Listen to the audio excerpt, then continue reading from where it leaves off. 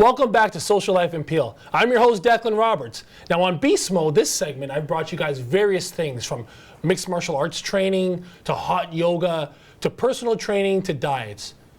Joining me here today is the beautiful Michelle Biggers, who's gonna bring in an aspect that I have yet to talk about, the mental aspect, what it takes mentally to either lose weight or to gain weight. Michelle, thank you for joining us. How are you? I'm great.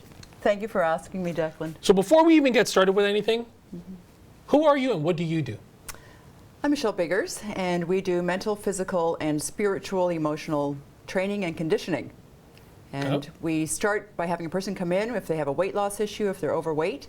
That's what brings people into us originally. And then we deal with them on a mental, physical, and spiritual level. So how do you determine, so we got mental, physical, spiritual, and emotional level.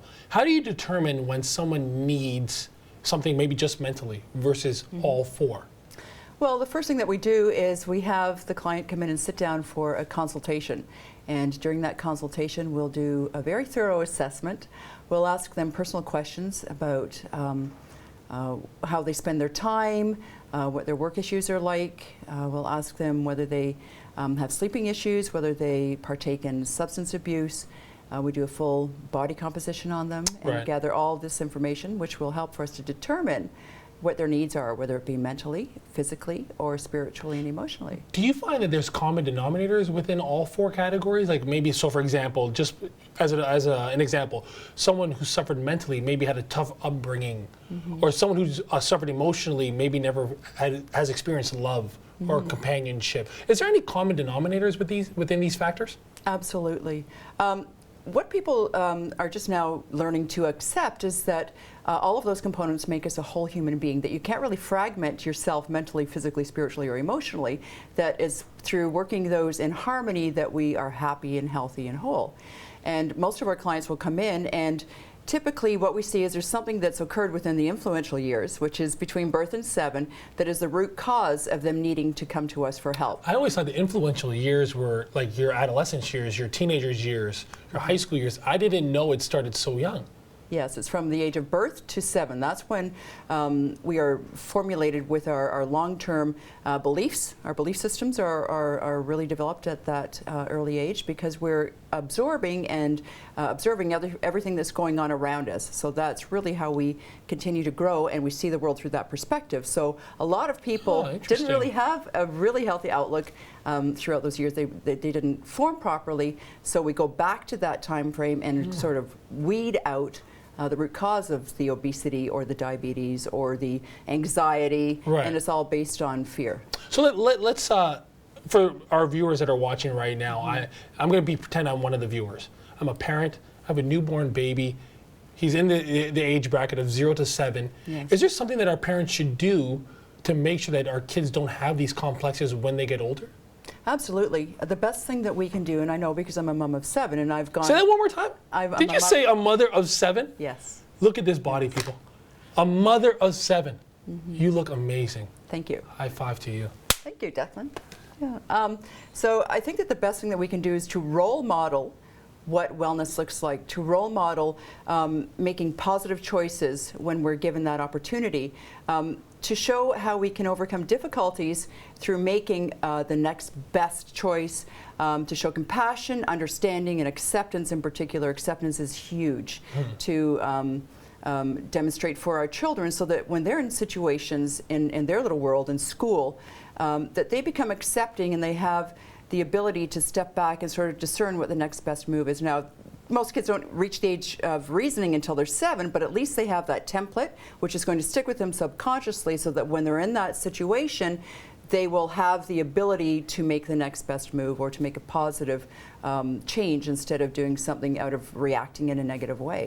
So we're going to change gears for a little second here, because I know a lot of things that you deal with are mental aspects. Yes. And I feel that, and this is just my own personal opinion, that sometimes everyone thinks they have these mental issues. And to me, sometimes it's like, no, you just have common life issues. You don't need medication. You don't need this. You just need to make a choice. I would like to hear your thoughts on that. Okay, well, first of all, we're most highly endorsed for mental health. We're recognized as being one of the best methods of attaining mental health.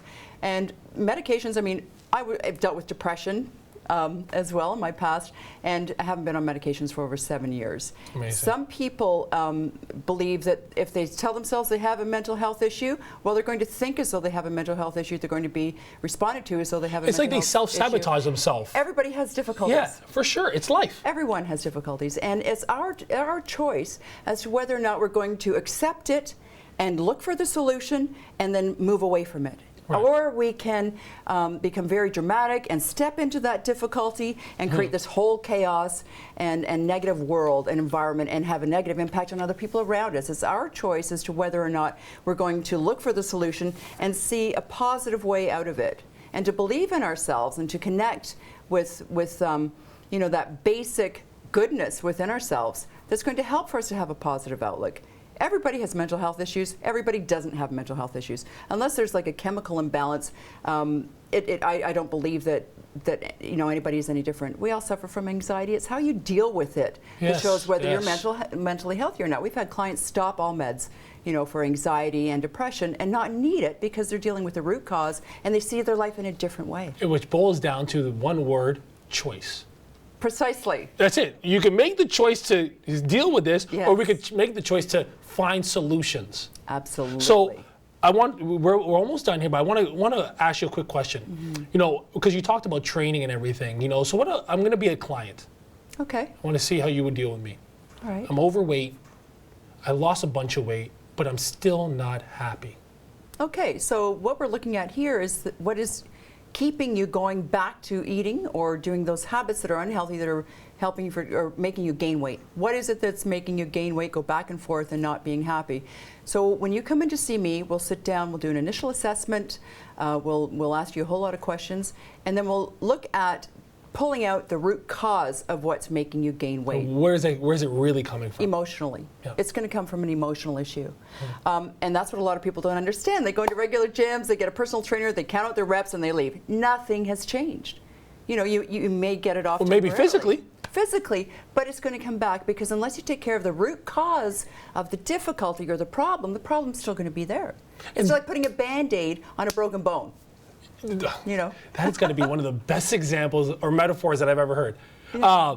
You know, and this is the real reason why I was so happy to have you on the show, because we don't talk or realize how much the mental aspect is almost more important than the physical aspect. Just as much as they say the diet is more important than the working out.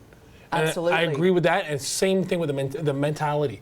So you have a lot of things coming up. Why don't you tell our viewers some of the things you have going on? You got some new studios opening up, actually one right here in our hometown of Brampton. Yes. Yes, it's really exciting. We're really pleased that we're opening up a brand new facility at Steeles and Torbram.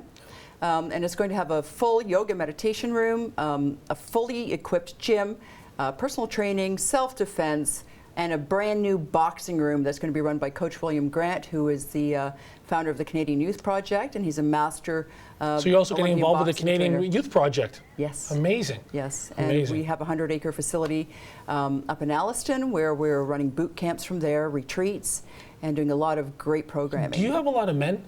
Yes. You have a lot of men that come to do you to see you with the Yes. mentality aspect? Yes, absolutely. And we've had grown men break down and cry within our tranquility room because they felt such a sense of mental and emotional relief that they're in a safe, loving environment. Anything that they share and express is okay, and they can let it go. Michelle, Yes. this has been fantastic. Thank you very much for coming out. And you know what? I'd like to come to your studio. We're going to tape a little segment there, and we're going to have a good time. How's that sound? That sounds wonderful, Declan. I'm your host, Declan Roberts. This has been Social Life in Peel. We'll see you guys next time with more on what's happening in Peel. So yeah, that was great.